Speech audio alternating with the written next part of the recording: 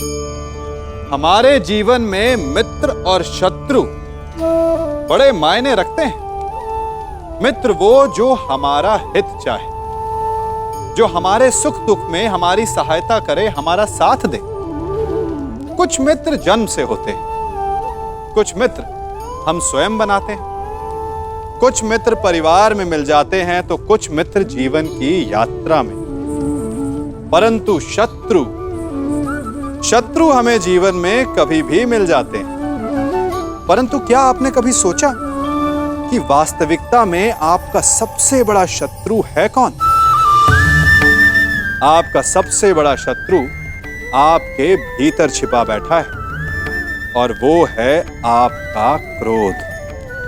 आप जिनसे रुष्ट होते हैं, उन पर क्रोध करते हैं, उन्हें हानि पहुंचाने का प्रयास करते हैं। परंतु तनिक शांत मन से सोचिए, जिन्हें आप हानि पहुंचाना चाहते हैं, ऐसा करने से पूर्व आप स्वयं भीतर से जलते हैं। क्रोध एक सुलगते हुए अंगारे के समान होता है, जिससे आप अपने शत्रु को जलाकर भस्म कर देना चाहते हैं। परंतु ऐसा करने से पूर्व आपको स्वयं उस सुलगते हुए अंगारे को उठाना पड़ता है, और शत्रु से पहले स्वयं को जलना पड़ता है, उसकी पीड़ा सहनी पड़ती। तो यदि आपको अपने शत्रुओं से मुक्ति पानी है, तो पहले आप स्वयं के क्रोध पर नियंत्रण करना सीखिए।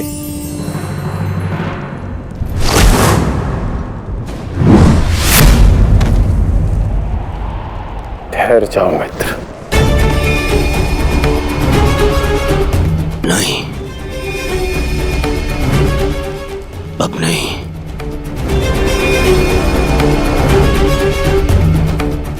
क्रोध में विवेक मत खो बैठो।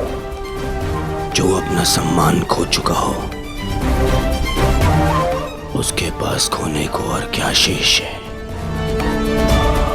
ले लेने देते उस अभिमन्यु को मेरे प्राण, वीर गति तो मिलती। सारी सेना के सामने मेरा वस्त्र हरण कर गया वो बालक, जिन पांडवों का सर कटा हुआ देखना चाहता था, उन्हीं का बालक मेरा सर झुका गया। संसार के सारे योद्धा देखते रह गए, और वो बालक मुझे अपने बाणों के चक्र में फंसा गया। मैं ये अपमान सहन नहीं कर सकता। क्या करूंगा जीवित रह गए जब संसार के सामने शीश उठाकर चल भी नहीं सकता मैं। इसीलिए अब मैं अग्नि स्नान करूंगा।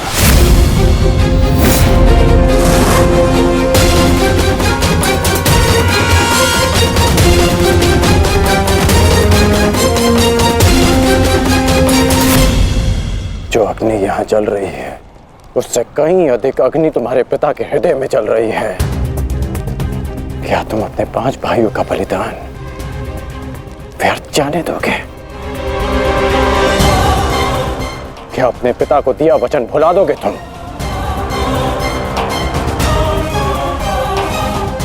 अपने चारों ओर देखो मित्र, क्या ये सब व्यर्थी अपने प्राणों के साथ खेल रहे हैं?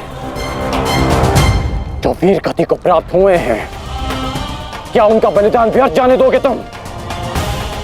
तुम्हारे अनुज, तुम्हारे मामाश्री, तुम्हारे गुरुदेव, ये सब तुम्हारे सम्मान, तुम्हारे अधिकार के लिए लड़ रहे हैं, और तुम अपने कर्तव्य से मुंह मोड़ना चाहते हो।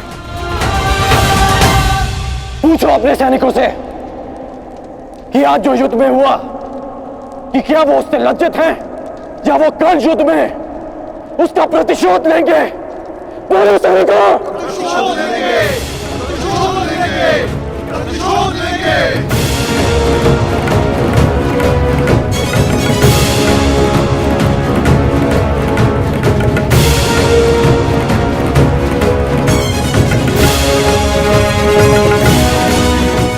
इन सैनिकों का सम्मान मेरे मन में लगी अग्नि को बुझा नहीं सकता मित्र। मैं तुम्हारे लिए सदैव प्रस्तुत हूं मित्र। आदेश दो मुझे, आदेश दो कि क्या चाहिए तुम्हें। तुम्हारी पीड़ा को शांत करने की औषधि क्या है मित्र, बताओ मुझे। मुझे अपने इस अपमान का प्रतिशोध चाहिए। जिसने मेरा मान हरण किया उसके प्राण हरण करने हैं मुझे। मुझे अभिमन्यु चाहिए।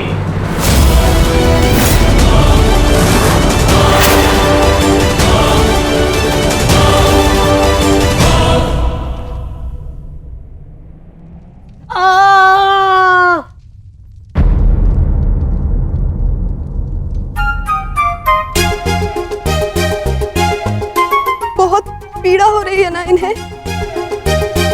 पीड़ा? अभी तक मैंने इसके घाव को छुआ भी नहीं है। अभिमन्यु तुम्हें सताने के लिए उपक्रम कर रहा है उत्तरा।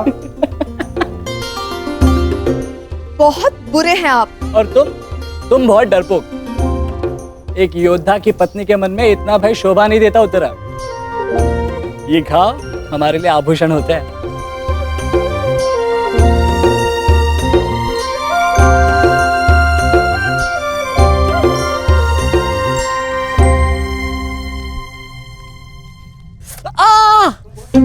क्यों सताते हो तुम उसे? अब क्या करूं माता, वो तो आजकल हर बात पर क्रोधित हो जाती है। और अब आप भी मुझे डांट रही हो।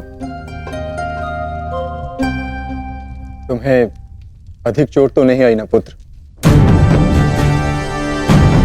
नहीं पिताश्री, बल्कि बहुत कुछ सीखने को मिला। सच में अंगराज कर्ण एक महान योद्धा है। उन्हें आपके अतिरिक्त और कोई टक्कर नहीं दे सकता। हाँ पुत्र, परंतु हम दोनों के लक्ष्य और सोच भिन्न है। मुझे तुम पर गर्व है।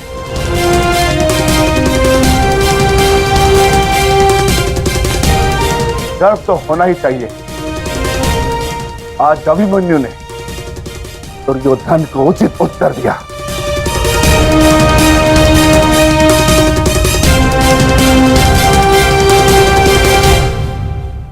सत्य अभिमन्यु, आज तुमने जो युद्ध भूमि में किया वो अद्भुत था। और मुझे विश्वास है कि कल का दिन इतिहास में तुम्हारा नाम सदैव के लिए अमर कर देगा अभिमन्यु।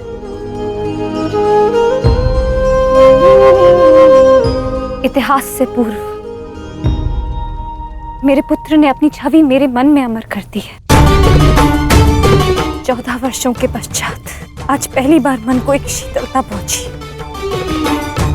कि मेरे पुत्र ने मेरे साथ हुए अपमान और अत्याचार का भान उस दुर्योधन को करवाया।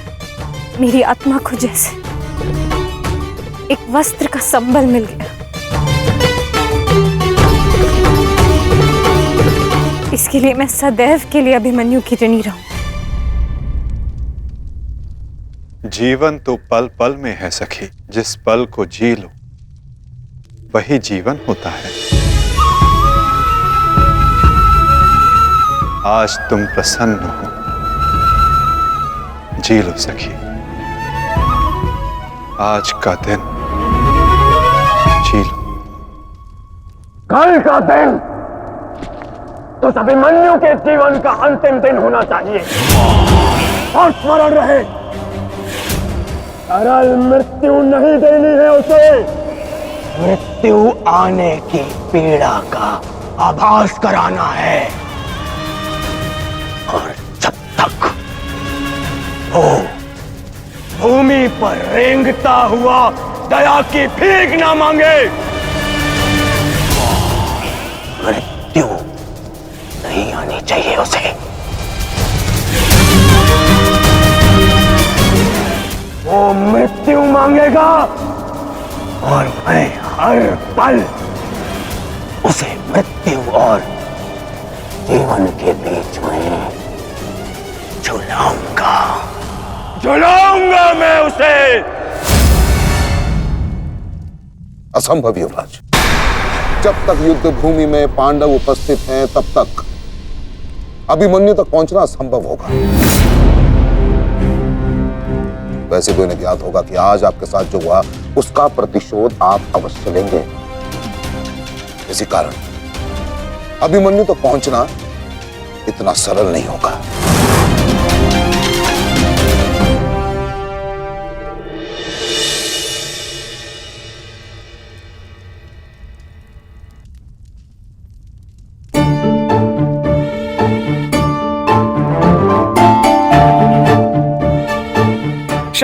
क्षमा कर दो, भूल हो गई बस। अच्छा अब क्षमा भी कर दो।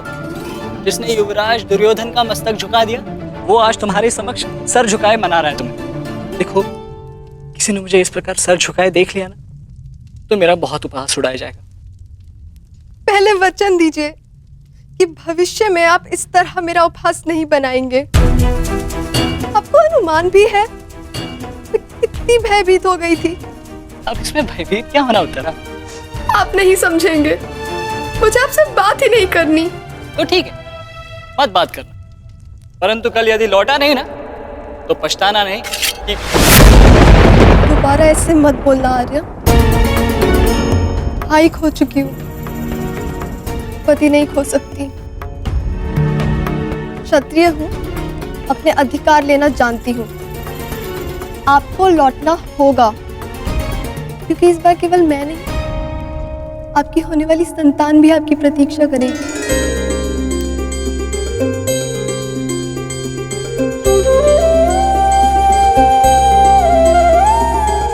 सत्य उत्तरा?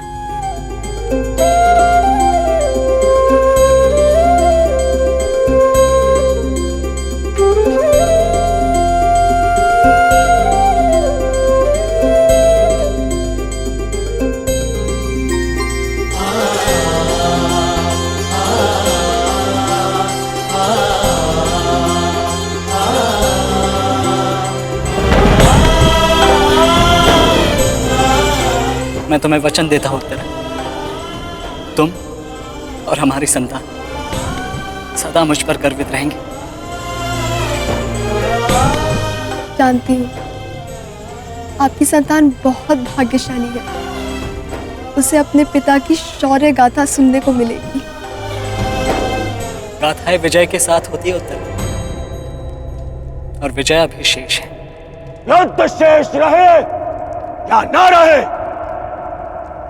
उस अभिमन्यु के प्राण शेष नहीं रहने चाहिए आचार्य। आप सेनापति तीरगत के वीर रेशु शर्मा, मध्य नरेश सैन्य, अश्वत्थाम महाराज, इतने वीरों के होते हुए भी क्या एक बालक को बंदी बनाया नहीं जा सकता? तुम्हारे प्रतिशोध के लिए केवल कुशल योद्धाओं की नहीं बल्कि एक उत्तम योजना की आवश्यकता है मेरे होने वाले सम्राट। हमारी सफलता एक उत्तम योजना में छिपी है।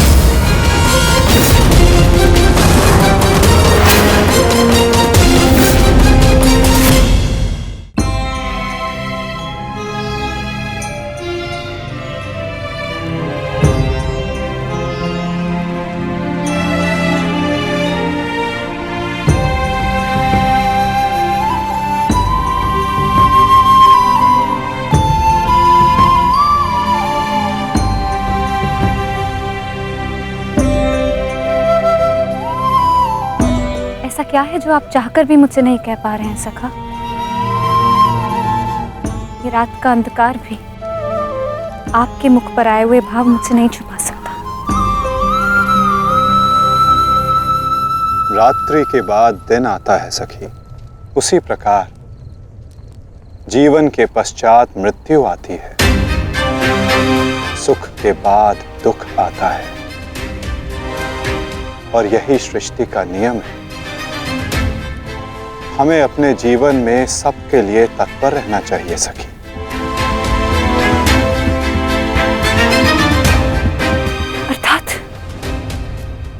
अर्थात जो मेरा भय है, क्या वो सच होने वाला है माधव?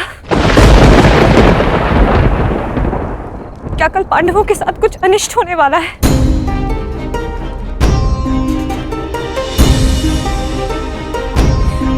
आप तो सब जानते हैं ना सखा। बताइए मुझे।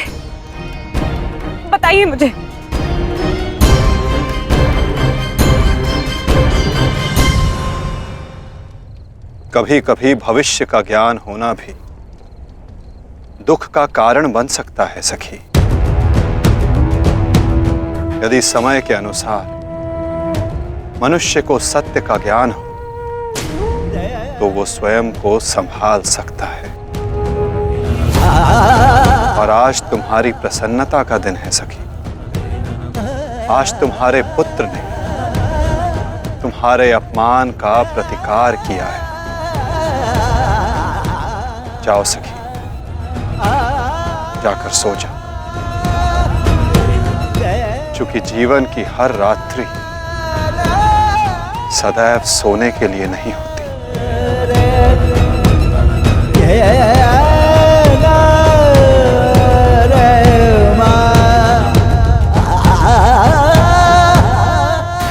तब तक सो नहीं पाऊंगा जब तक मेरा प्रतिशोध पूर्ण ना हो जाए आचार्य। प्रतिशोध की आग में कोई और भी जल रहा है। युवराज दुर्योधन,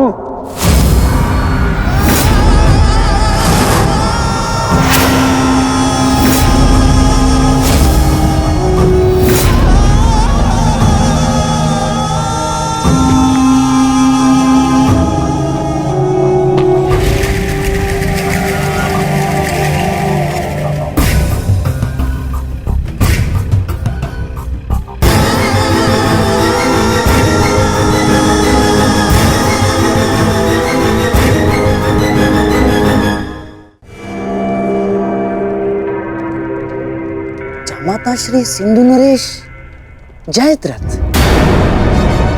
भूल को क्षमा किया जा सकता है, अपराध को नहीं।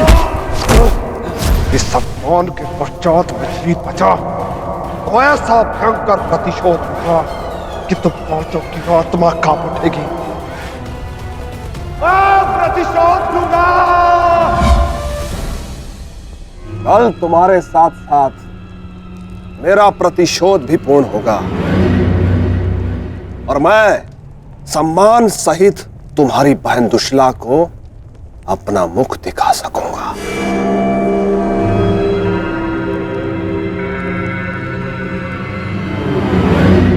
इतने समय आप कहाँ थे सिंधु नरेश?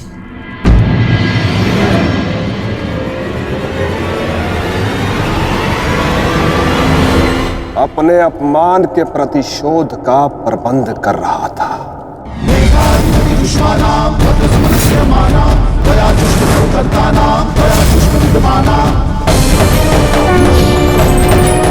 पुत्र जयद्रथ, मैं तुम्हारी तपस्या से प्रसन्न हूं। मांगो, क्या वर मांगते हो? महादेव, मुझे अपने प्रतिशोध का अवसर चाहिए। शपथ ली है मैंने, जब तक पांडवों के अपमान का प्रतिशोध नहीं लूंगा तब तक मुकुट धारण नहीं करूंगा। और वो दिन कल आएगा वो दिन जब मैं पांडवों को ऐसी पीड़ा दूंगा कि वो जीवन भर नहीं भुला सकेंगे। महादेव का आशीर्वाद है मेरे साथ और मैं तुम्हारे साथ युवराज। तुम्हारी योजना और मेरा प्रतिशोध दोनों कल सफल होंगे।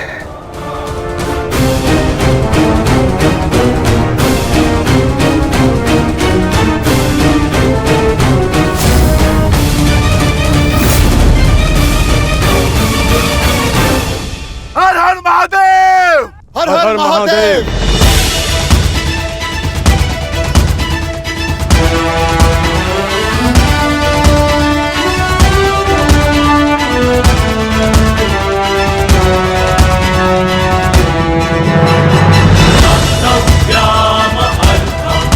सर्वोत्तम बनो पुत्र,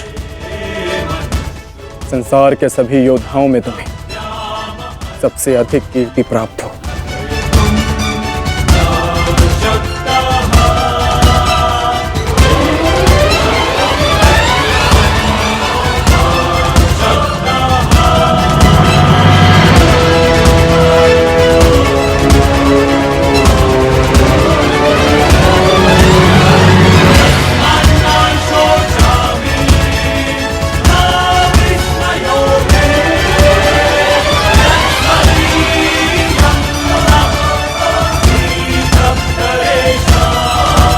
आशीर्वाद दीजिए मामा श्री कि मैं विजय श्री प्राप्त कर लूं।